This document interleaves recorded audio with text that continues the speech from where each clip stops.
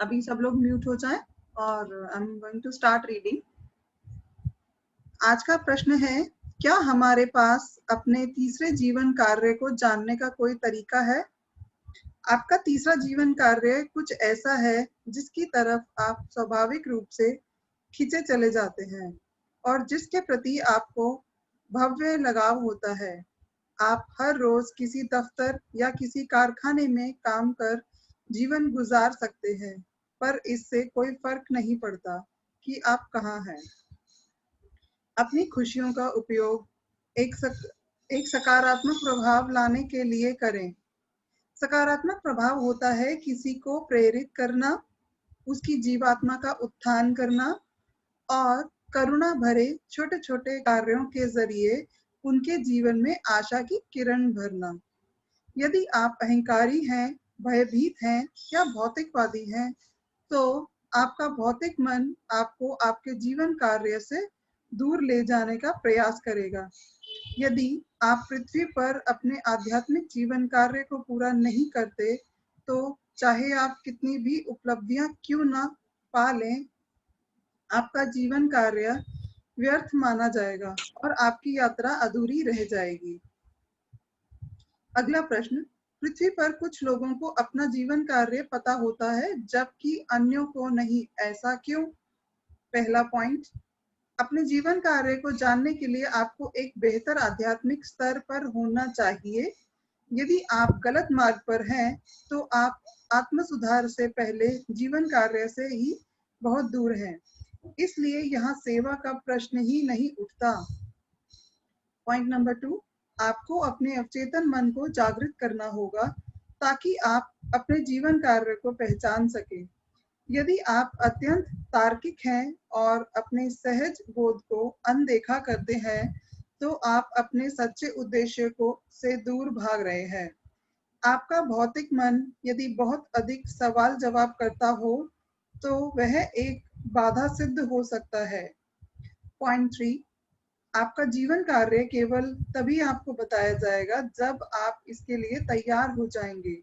यदि आपको इसके बारे में बहुत शीघ्र पता चल जाए, तो आप पर हावी हो सकता है अथवा आप में अहंकार जन्म ले सकता है। आपको इस जीवन कार्य की जिम्मेदारियों को स्वीकार करने के लिए तैयार होना होगा तथा उसे संभालने के लिए योग्य बनना होगा। पॉइंट नंबर 4, आपकी वचनबद्धता का स्तर अहम होता है। आप अपने आध्यात्मिक मार्ग के प्रति कितने समर्पित हैं।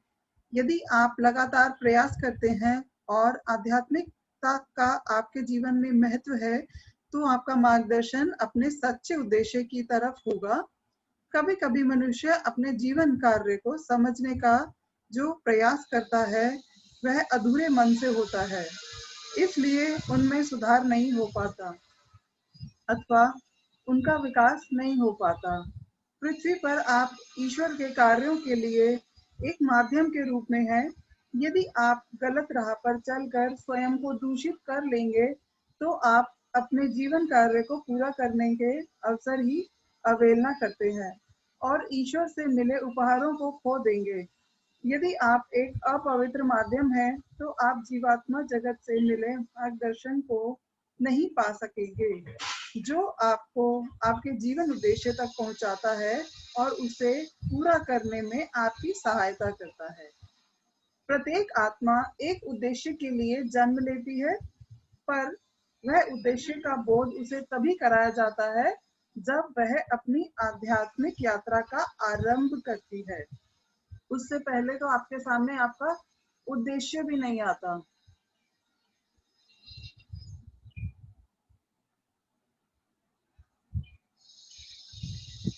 एवं आप अपने जीवन कार्य को पूरा करने में जुट जाते हैं, तो आप सच्चे अर्थ में खुश रहेंगे और आपको शांति प्राप्त होगी। अगला प्रश्न, आपने कहा कि कोई प्रवाह स्वयं को दूषित कर सकता है। क्या अच्छे प्रवाह भी गलतियां कर सकते हैं? हमें उदाहरण के लिए पृथ्वी पर कोई लोग हैं जिन्हें आत्मिक क्षमताओं का ईश्वरीय वरदान प्राप्त हुआ है, पर यदि वे लगातार अपने कार्यों के लिए भौतिक प्रतिफल की इच्छा रखते हैं, मतलब अगर उनके पास परमात्मा की दी हुई शक्तियां हैं और उन शक्तियों के बल पर वो भौतिक सुविधाओं में डूबे रहना चाहते हैं,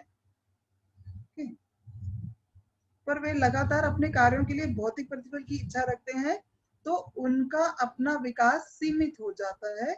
वे अच्छे काम करते हैं, पर चूंकि उन्हें धन संपत्ति चाहिए, तो उनका इस तरह का विकास नहीं हो पाता, जैसा कि पूरी तरह से निस्वार्थ रहकर होता है। अच्छा कार्य हो रहा है, उसे लेकर कोई शंका नहीं। अवचेतन मन जीवन कार्य को पहचानता है, पर जब आपको सफलता मिल जाती है, तो यह एक परीक्षा होती है। अब देखो, हमने ये पॉइंट भी डिस्कस किया था कि पैसा भी आना चाहिए हमारे पास। अब यहाँ पे बोला गया है कि अगर आप पैसा मांगते हो, धन संपत्ति मांगते हो अपने लिए, तो आपका विकास रुक जाता है। अब यहाँ पर मैं थोड़ा सा क्लैरिटी आपको देना चाहूंगी। अगर आप परमात्मा से मांग रहे हो कि मुझे पैसा मिले, धन संपदा मिले, और आपने उसमें सिर्फ अपना ही अपना सोचा, तब आपकी लिमिटेशन बन जाएंगे। अगर आप सोचते हो कि आपको चैरिटेबल कुछ करना है, कुछ ग्रैंड करना है, लाइक कोई वृद्धाश्रम खोलना है, या किसी वृद्धाश्रम को आपने चैरिटी पे करना है, और कोई अनाथ आश्रम खोलना है, किसी भी प्रकार की कोई भी मदद करनी है आपको, यूनिवर्स को मतलब लौटाना है कुछ, तो आपका कार्य महान हो जाता है। उसमें आप सिर्फ अपना स्वार्थ नहीं देख रहे हो, आप सेवा भाव भी उसमें अपना दे रहे हो। तो इस वे में जब आप दूसरों के लिए सोचते हो, तो खुद तो उस बारिश में भीगोगे ना।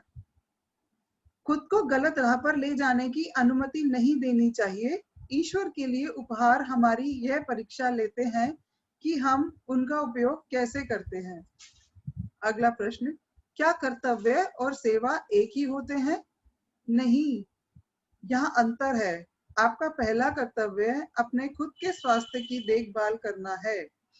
आपका शरीर आपकी आत्मा की पोशाक होती है, जो आपको ईश्वर की ओर से मिलता है। इसका ध्यान रखा जाना चाहिए, इसकी देखभाल की जानी चाहिए और इसे मान दिया जाना चाहिए। आत्मा के लिए यह एक अत्यंत जरूरी साधन होता है, जिसकी मदद से आप आगे बढ़ते हैं और अपने जीवन कार्य को पूरा करते हैं।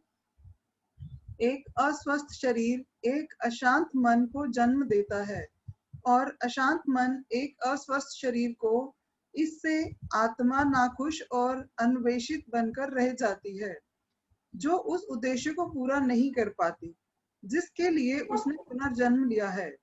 आपका शरीर एक मंदिर है, इसलिए आपको इसका सम्मान करना चाहिए।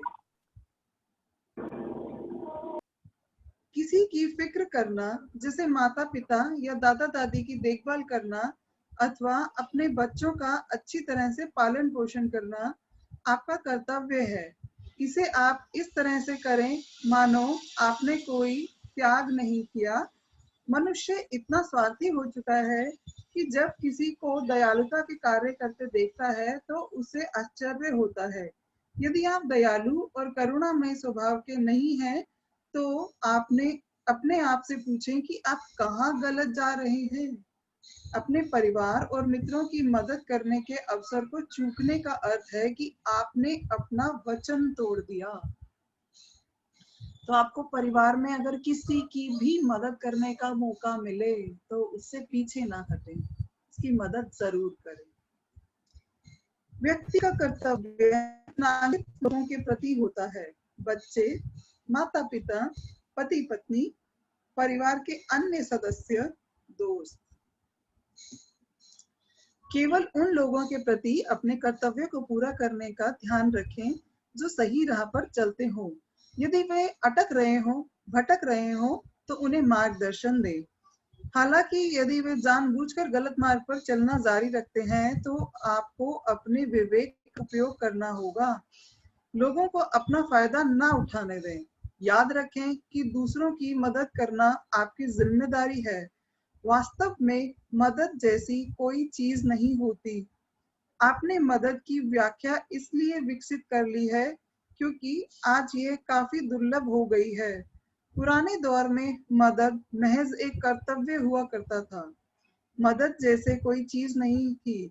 माता पिता, बच्चों तथा मित्रों के रूप में यह आपका कर्तव्य है कि आप यह करें जिसकी जरूरत है। यह एक ऐसा सामान्य कार्य होना चाहिए जिस पर सावधानीपूर्ण विचार करने की आवश्यकता ना हो। दुर्भाग्यवश इन दिनों आपको सावधान रहने की आवश्यकता है, क्योंकि आजकल सहायता लेने तथा देने की प्रक्रिया में लोगों पर भरोसा नहीं किया जा सकता, पर तब भी वह कुछ ऐसा है जो मनुष्य में स्वाभाविक रूप से आना चाहिए। सेवा और मदद करना महज व्यक्ति का कर्तव्य होता है, पर आजकल लोग इसमें फर्क करते हैं, क्योंकि उन्हें इस वास्तविकता का जरा भी बोध नहीं होता। मनुष्य स्वार्थी हो चुका है। जीवात्माएं दूसरों की मदद करके प्रेरणा पाती हैं। उनका उद्देश्य पृथ्वी की आत्माओं के बीच ईश्वर के नियमों के बारे में जागृति फैलाना है, और वे आशा करते हैं कि वे भली आत्माएं इस ज्ञान को आपस में बांटें और उसका उपयोग बदलाव लाने के लिए करें। अगला प्रश्न, क्या कोई ऐसा उपाय है जिसके जरिए कोई व्यक्ति अपने जीवन कार्य की तैयारी कर सके? यदि आप आध्यात्मिक मार्ग पर हैं, तो ये स्वाभाविक रूप से होता है।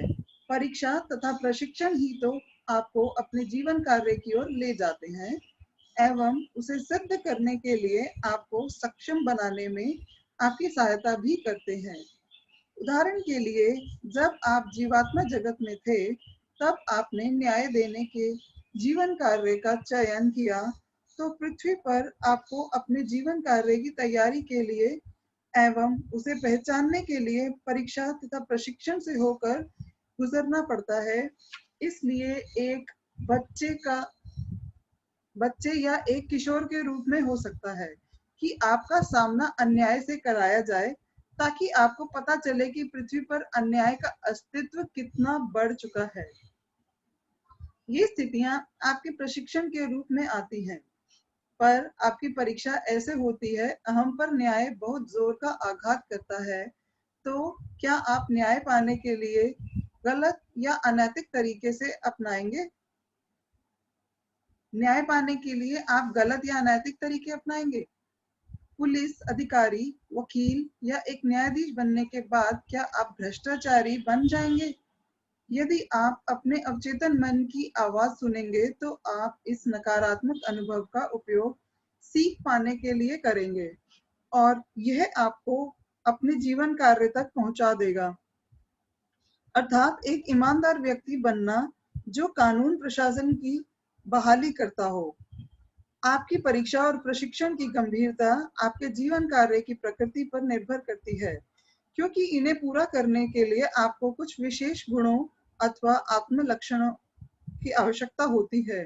सभी परीक्षाओं तथा प्रशिक्षणों में अहम को कुचला जाता है, क्योंकि यदि आप अहम से संचालित हैं, तो आप अपनी जीवात्मा को प्रशिक्षित नहीं कर पाएंगे। आपको मिलने वाला आध्यात्मिक प्रशिक्षण के दौरान ध्यान में रखने योग्य पहला चरण है कि यह सब आपको शिक्षा प्रदान करने के उच्च उद्देश्य से हो रहा है। आपको जिसके लिए प्रशिक्षण मिल रहा है, उसे समझें।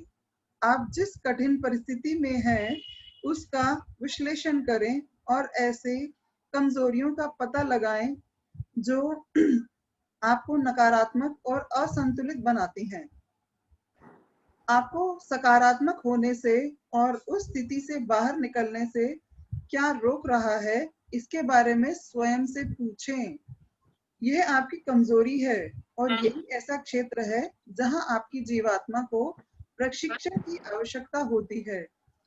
यही सबक तो आपको सीखना है, इसलिए इसी विषय पर आपकी परीक्षा होगी। एक प्रमुख क्षेत्र ऐसा है जिस पर पृथ्वी के हर मनुष्य की परीक्षा होती है।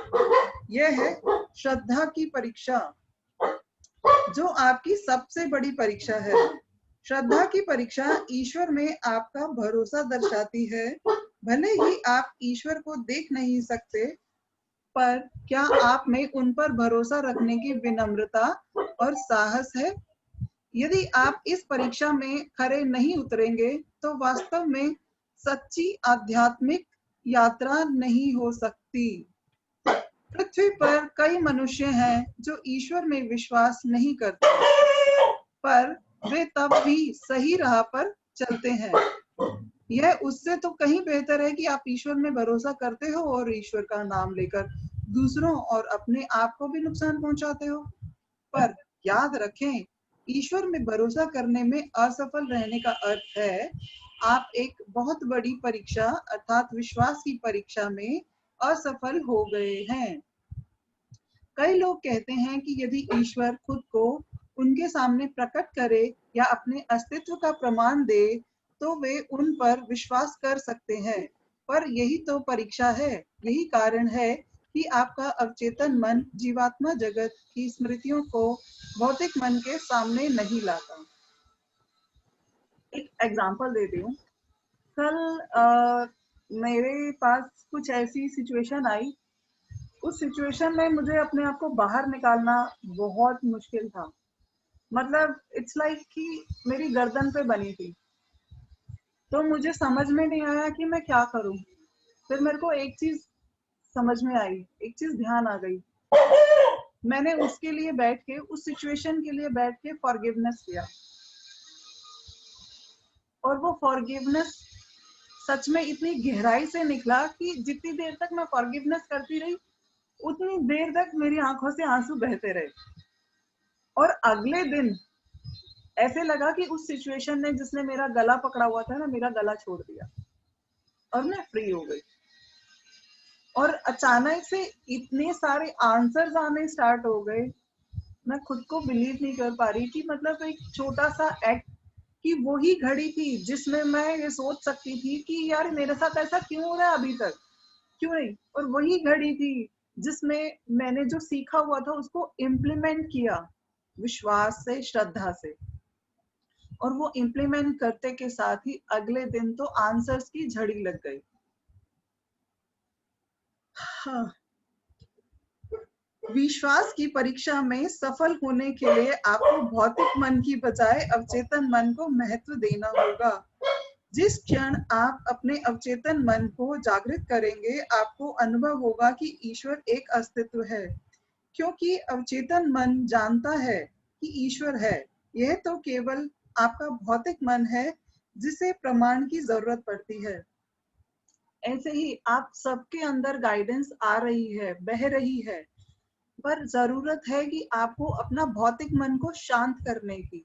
जो कह रहा होता है ना कि फटाफट से इमीडिएटली रिएक्शन कर दे, दुख में आ जा, तकलीफ में आ जा, सामने वाले को ब्लेम कर दो, ये भौतिक मन आपको उस समय एकदम से कहने के लिए मजबूर कर रहा होगा, एक्शन में लाने के लिए मजबूर कर रहा होगा, बट उसको बोलो स्टिल, शांत। फिर आप अवचेतन मन के साथ कनेक्ट होंगे तो आपको अपने आंसर्स, आपकी अंतरात्मा आपको जरूर मार्गदर्शन करेगी। कभी भी ये सिचुएशन में आप ट्राई करके देखना। मैं तो ये बता रही हूँ कि ट्राइड एंड टेस्टेड है। हालांकि बहुत बार मैंने ट्राई किया है, बट लेटेस्ट एग्जांपल मैं आपको फिर से बता रही हूँ कि कल रात को फिर से ऐसा हुआ मेरे साथ।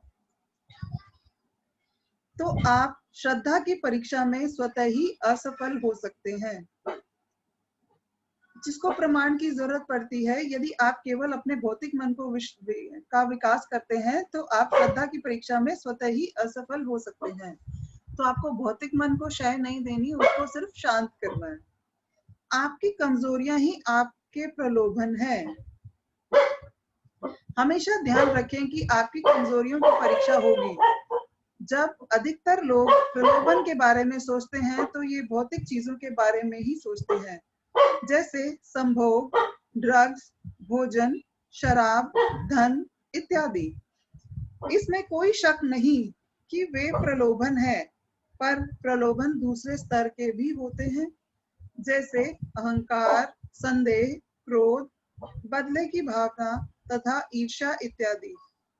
आपकी आत्मा के ये नकारात्मक गुण जो आपको ईश्वरीय पवित्र राह से दूर ले जाते हैं, आपके प्रलोभन है, और उन क्षेत्रों में आपको निरंतर प्रशिक्षित कर आपकी परीक्षा ली जाएगी ताकि आप अपने दोषों को जान पाए।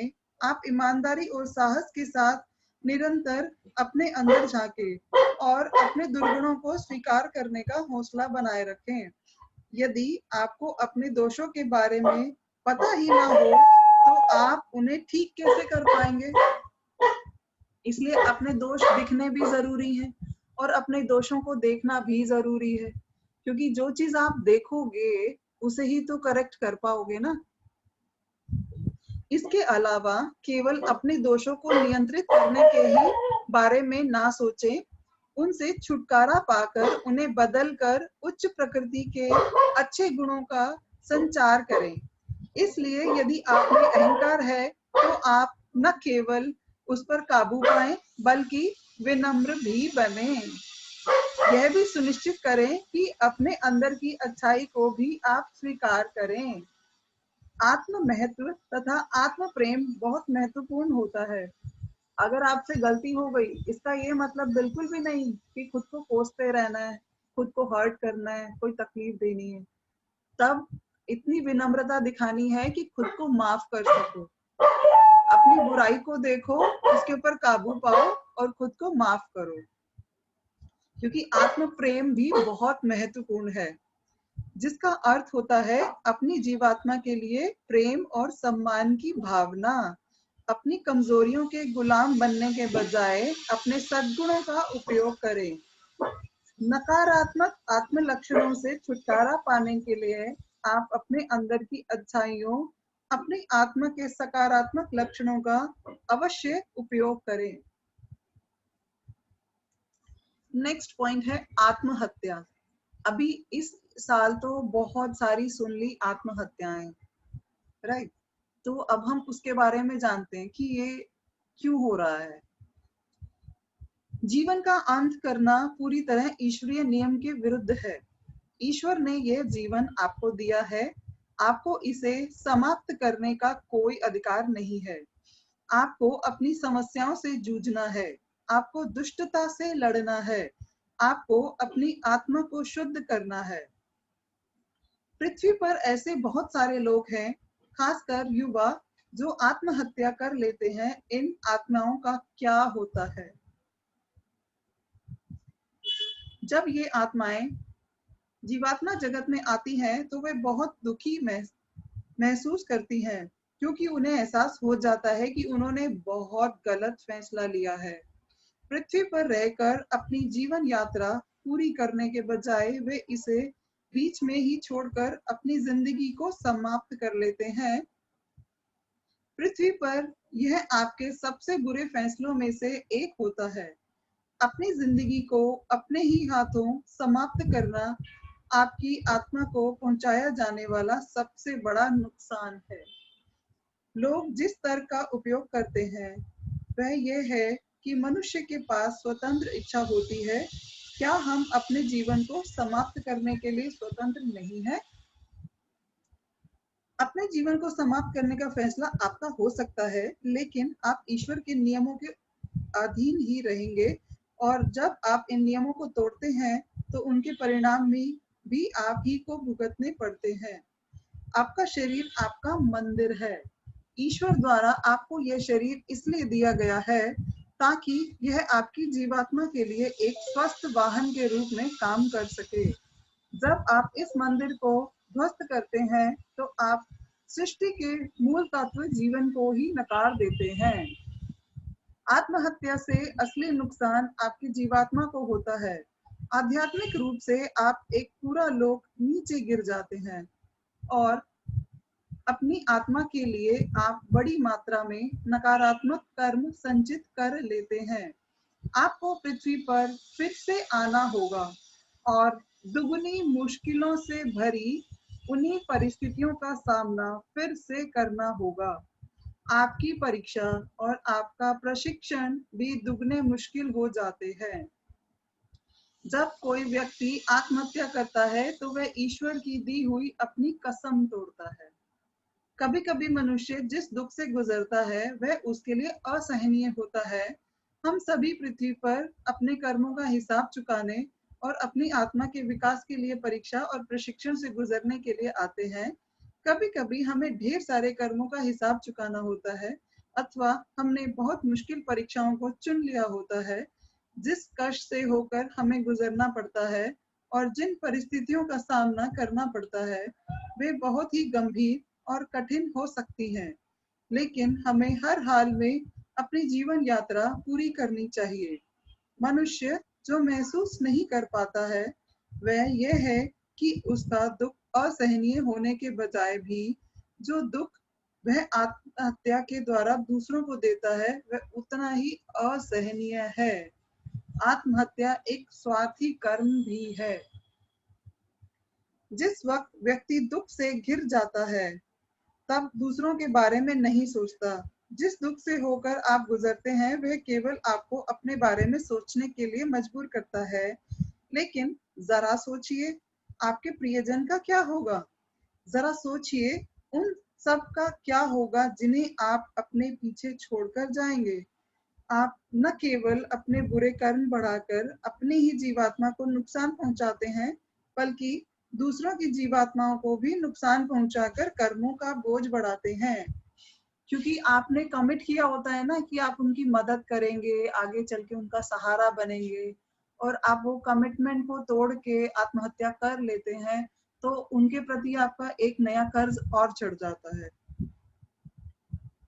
कुछ लोग कहेंगे कि उनका कोई नहीं है और इसी कारण उन्हें लगता है कि उन्हें अपनी जान दे देनी चाहिए, लेकिन शायद यह उनके कर्मों का फल है, अथवा शायद उन्हें जांचा जा रहा है कि इस अकेलेपन के बावजूद भी वे कितने साहसी बने रह सकते हैं।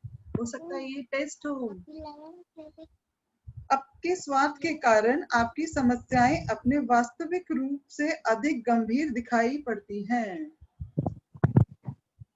आज की बुक रीडिंग हम ओवर करते हैं। बंद हो गई।